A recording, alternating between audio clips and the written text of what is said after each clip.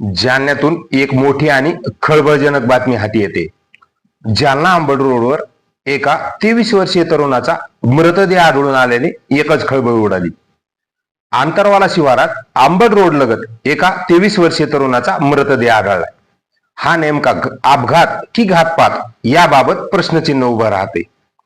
जालना ते अंबड रोडवर आंतरवाला शिवारात अंबड रोड लगत एका 23 वर्षीय तरुणाचा मृतदेह आढळल्याने एकच खळबळ उडाली. हा नेमका अपघात की घातपात याबाबत प्रश्नचिन्ह उभं राहते. जालना ते अंबड रोडवर असलेल्या आंतरवाला गावाच्या शिवारात रोड लगत आज सकाळी एका तरुणाचा मृतदेह आढळून आलाय. या मृतदेहाजवळ एक मोटरसायकलही आढळून आली आहे. सदरील तरुणाची ओळख पटली असून योगेश मोरे, वय वर्ष 23, राहणार गोलापांगरी असं त्याचं नाव आहे. मृतदेहाच्या अंगाला घसडलेले असून डोक्यालाही मार लागल्याची माहिती मिळते. त्याचा नेमका अपघात झालाय की घात ही बाब मात्र पोलीस तपासातच निष्पन्न होईल.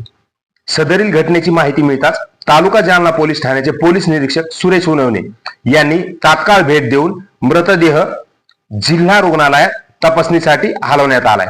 दरम्यान सदरील मृतदेह आढळून आल्याने एकच खळबळ उडाली असून हा नेमका अपघात की घातपात याबाबत मात्र प्रश्नचिन्ह उभा राहते.